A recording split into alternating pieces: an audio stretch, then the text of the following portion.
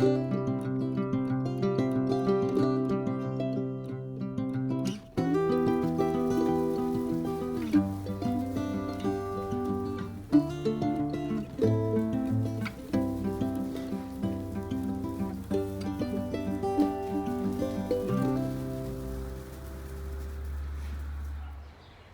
morning.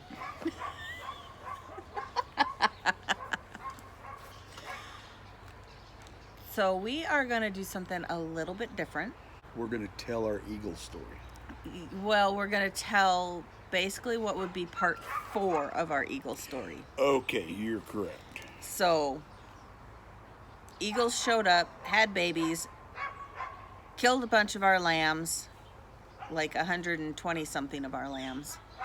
And we called in it's not Fish and Game, it's Fish and Wildlife. Yes. Called in the Fish and Wildlife, had them come out, had their expert come out to check these lambs and basically prove that these were eagle kills. He said there is, a 99.99% chance of them being eagles. He was on the phone with his boss and basically said this is a slam dunk. These are classic eagle kills. So we took all that information and they said we had to go to the FSA, which is the Farm Service Agency. Okay, got to stop for a minute. Okay, go ahead. So, today is October 1st. Yes. 2021. This started when April. Mid-April-ish. Yes. But by the time we figured it all out and got the Fish and Wildlife involved, it was May 23rd? 28th? It was the end of May. Middle of May. End of May. Okay, middle of May. Okay. Once we got all the paperwork from the investigator, he said we had to take it to the FSA. He took all the information over there about the 1st of June, and they said, yep, we'll get right on it. We're still waiting for them to get right on it. So he's been dealing with the FSA, so we'll let him kind of explain what he's come across. So, this is Becca's sheep Bible. This has every sheep she's ever owned in here. Every name, every number, every USDA issued Scrapy's tag number that's attached to our tag number for our number of the sheep, and the names, date born, how many lambs they had, if the lambs were alive, if the lambs were dead. This goes back 5 years? 6 years. 2014. Well, actually older than that because I have used that we have no birth dates for. Okay, so plenty of records to show that we are sheep people. So take that in there. They are going to get right on it. I signed the notice of loss, I believe, like on the 5th of June, probably.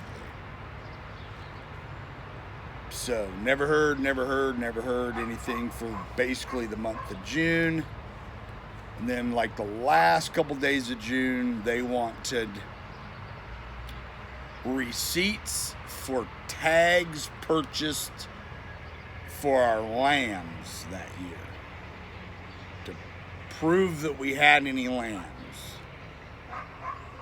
So we sent those to them on the 1st of July, emailed them, and got a response back. Thank you. We will. I don't want to say reassess. Reconvene. Yeah, we'll look into this after July 15th. That was the emailed response to us. So nothing happens. So next thing would be I am what they call COC, which is the County Office Committee for the FSA. So I'm actually one of them. And we had a meeting, off-site meeting due to COVID. I made mention of my stuff, and I kind of got pushed off to some other agencies. Kind of like, what if we don't pay, maybe these guys will. And I'm thinking, why is there a if we don't pay? This is pretty much a done deal. So, heard nothing. After that, I contacted some of the other agencies that they recommended I do. They gave me names, numbers of other ways to deal with stuff, other places to look into, and still nothing from the FSA. I was emailed that she wanted more information. Oh, that's right.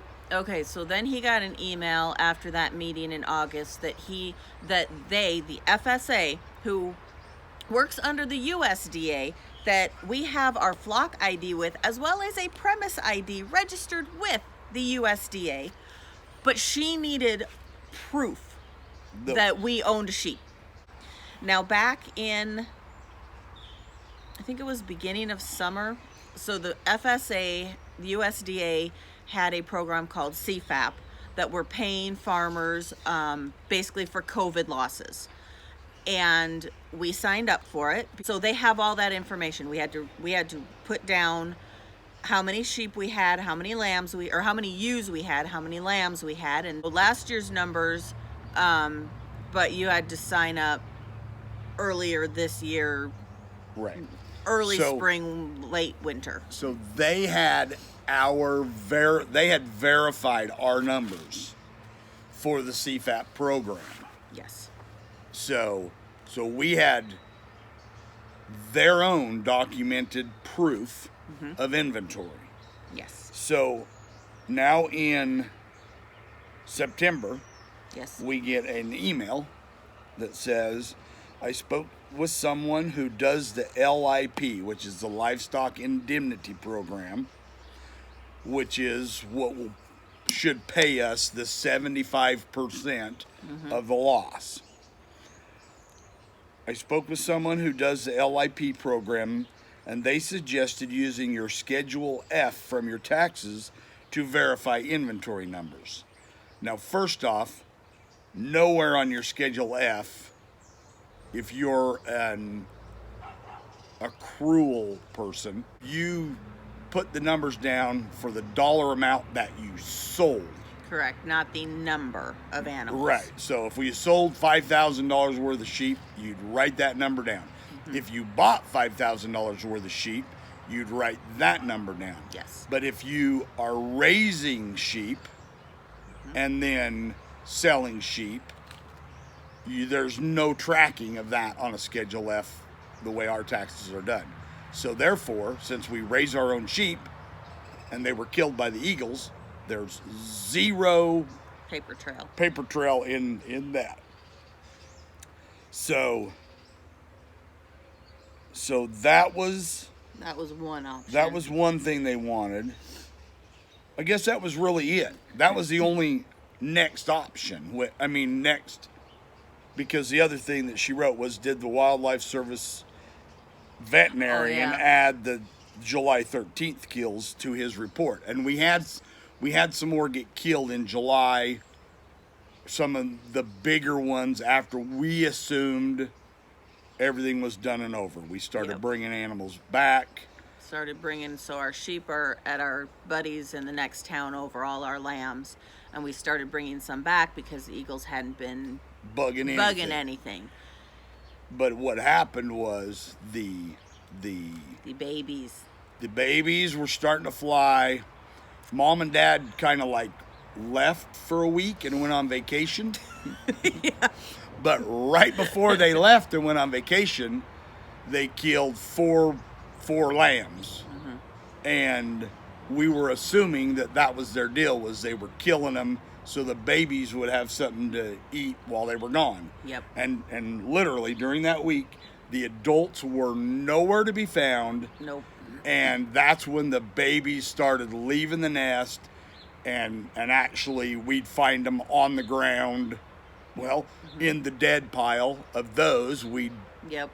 They had found those that were killed, because I put them pretty close to the tree so they could find them. But the babies didn't kill them, the parents did. So anyway, so at that point, we are still asked for more documentation than their own documentation and our sheep Bible. So then my response to them was, I'll read what I responded. Simple answer for question number 2. He only sent me the report that I gave to you previous to the July killings. I'm not sure what kind of paperwork he did for this on his end.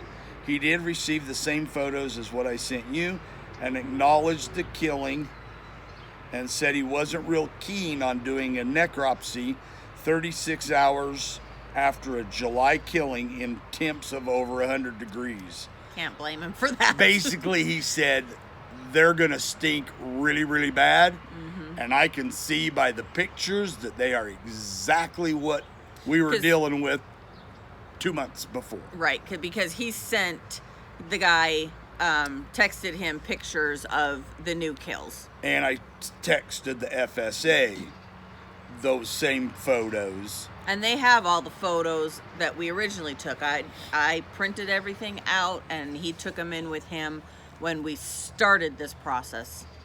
So, then, as for the inventory question, I thought I gave you all you said you needed, receipts for tags, number of lambs born this lambing season, and then a list of my sheep showing lambing dates and number of lambs born to each sheep and whether they lived or died and what caused their death. That list of all of my inventory also included each sheep's assigned USDA flock and sheep number. I guess I must be missing something here. I thought the USDA was the mothership that the FSA lives under, and the USDA assigned tag and number that are attached to each sheep should track each sheep as well as my Social Security number does me. Also, I would think that my 2020 FSA CFAP application would have documentable animal numbers that we can use. I remember the COC has accepted that type of documentation as proof in the past. Now again, I'm COC for the FSA for our county. So when there is a call like this on something, our committee of 3 board members, the documentation comes to us, we approve it or deny it, and or request more documentation but we have the FSA's own numbers have always been good enough for us, and usually we pass things with hand scribbled inventory and a handful of pictures, and we were way past all that. So I don't know whether to say that the FSA is being overzealous in their due diligence because I am COC and they don't want to treat me better than they would anybody else. But I don't want treated better than anybody else. I just want treated equal to anybody else. And I don't think we've ever had a indemnity application stretch into going on 6 months after the incident. My biggest complaint is we're a small producer. I mean, yes, we have 250 head of sheep, but we are not the big dairies or the big cattlemen, or, there's 2 or 3 sheep guys, shepherds, whatever. Anyway, there are a couple big sheep outfits that they run 20, 30,000 head of sheep. So my 250 is pretty little compared to some of these others that they deal with. But if this is how they treat little guys, especially somebody that is on the board, what are they doing to all these other people? This is my biggest complaint, because if this is what they're doing for me, how do I know that they're taking care of all these other small guys?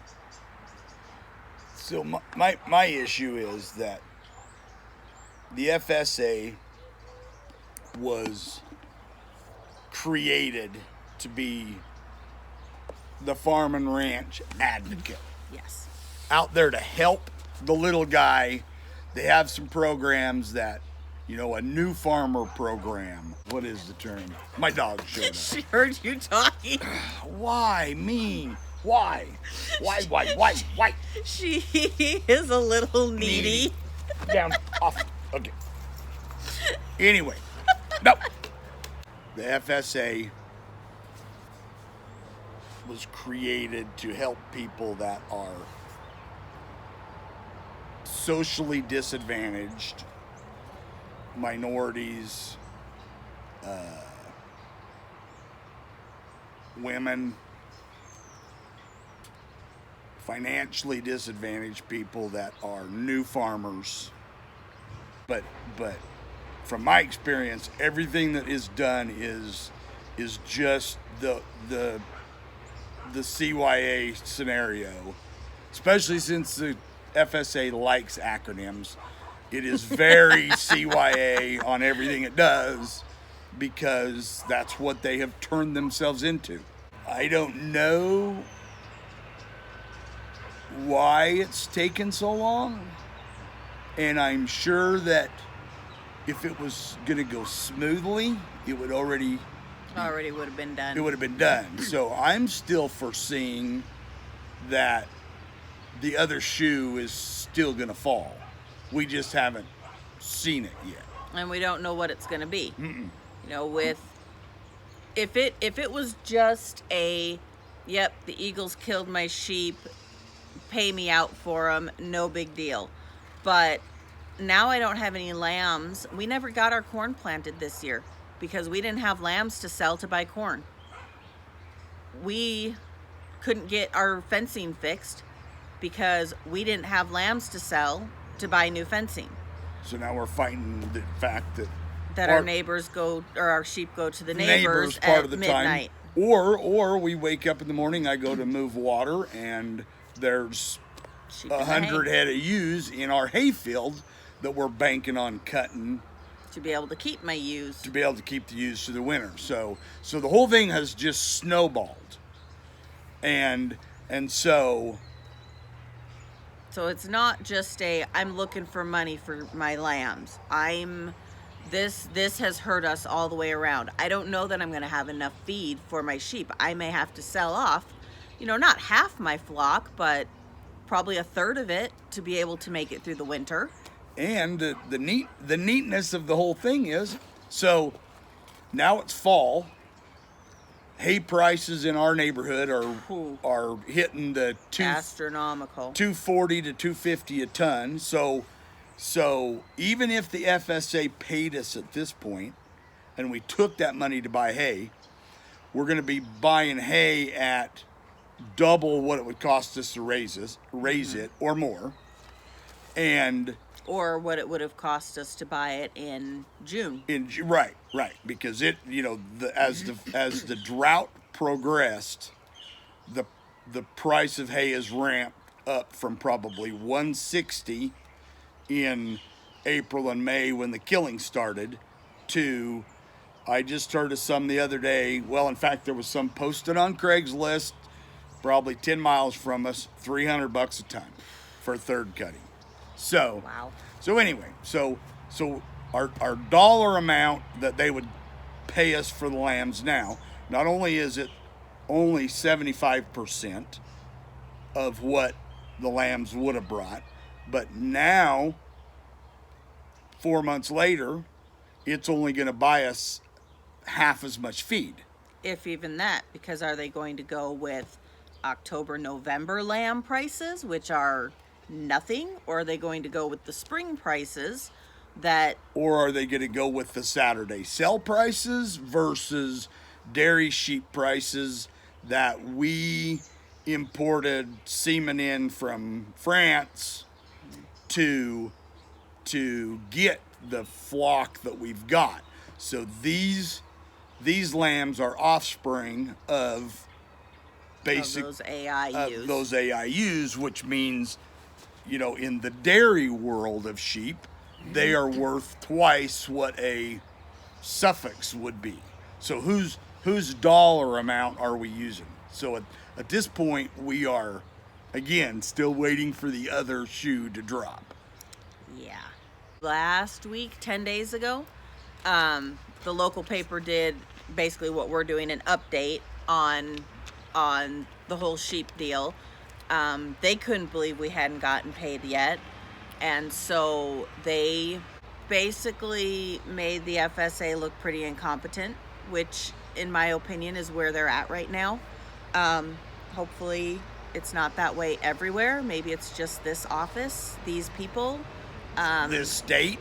It could be just Idaho that doesn't really care anymore, because there are so many bigger cattle dairies and sheep outfitters, and we're just the little guys. Yes, and hopefully if you deal with FSA in your state, they are way better to you than they are to us. But yeah, so that article came out last week, and I will say that an Idaho senator did reach out to him. Has reached out to me. Did see an article, did see the article. So they are.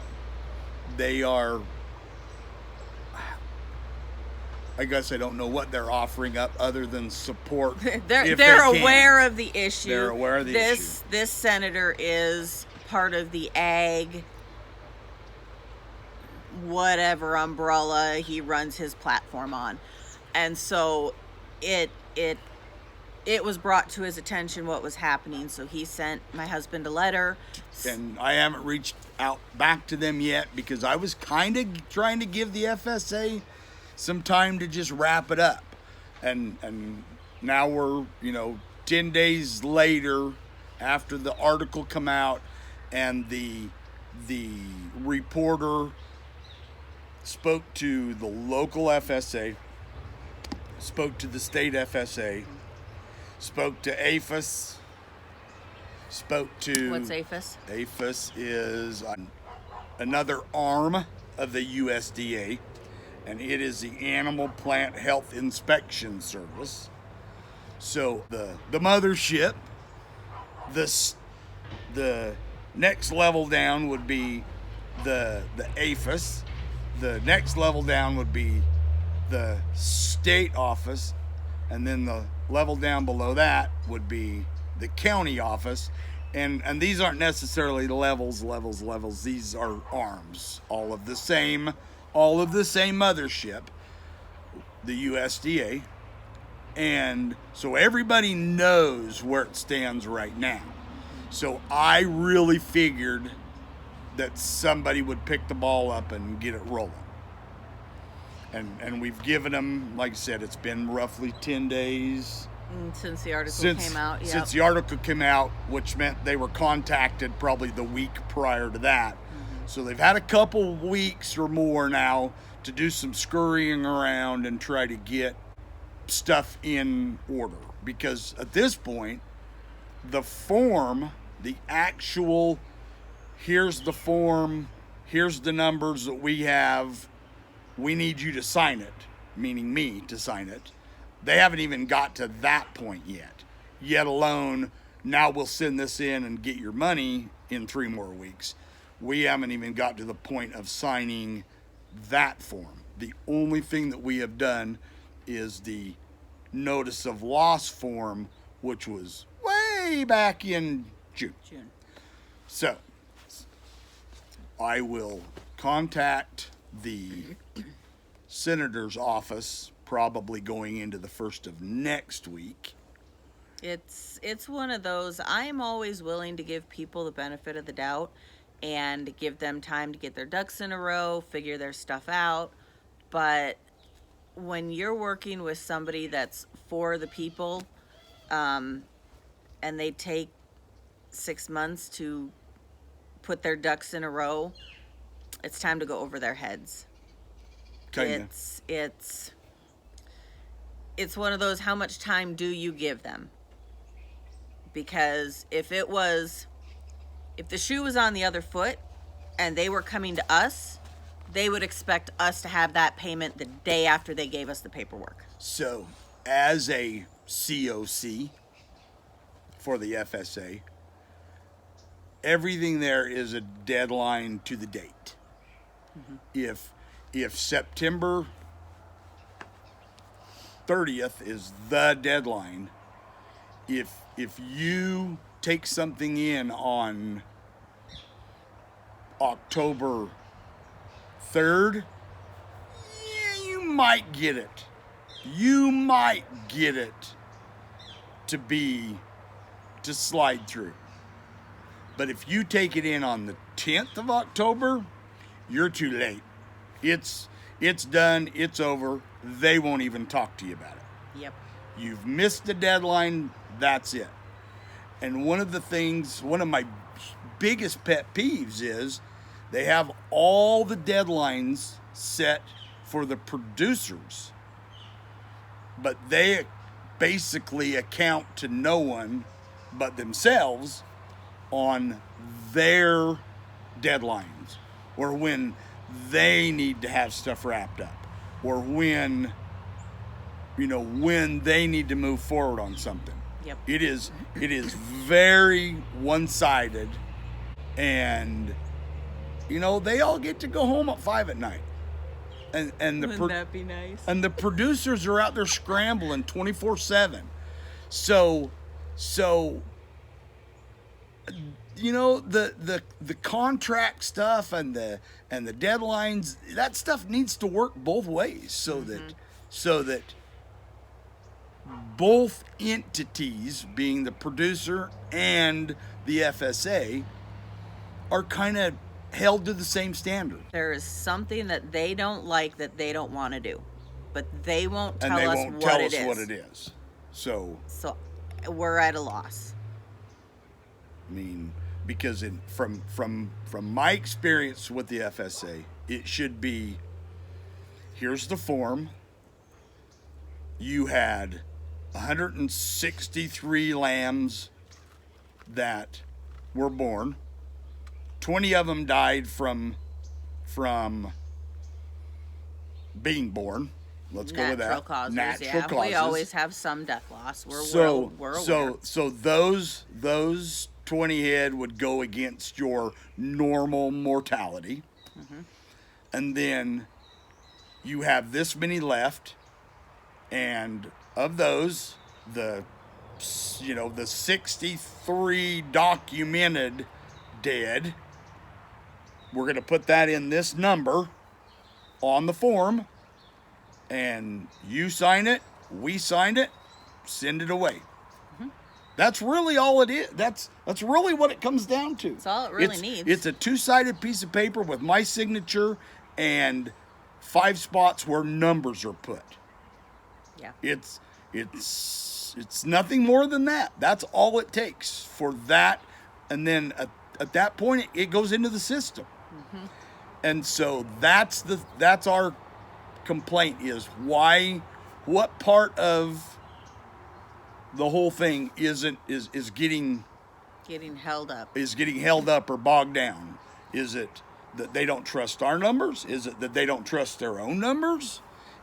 So the APHIS arm, the Idaho State, the Fish and Wildlife Services guy, he's a USDA employee. So do they not trust their own people?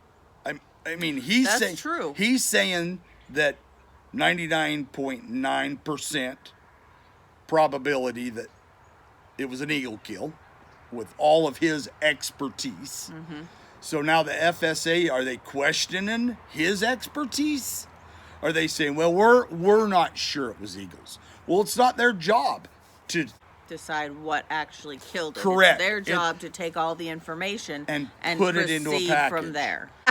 Take our inventory, take out the normal mortality, and then take the numbers that he gave them, which is our, how would I say this, our expert witness Yeah, there you go. that works for them. Yep. Take his numbers, put those into the boxes, Yep. have me sign it and be done. Yep. It's a pretty simple, It is. it should be a very, be very simple simple. thing. So, if anybody out there has better ideas of what they're supposed to do, there's comment box below.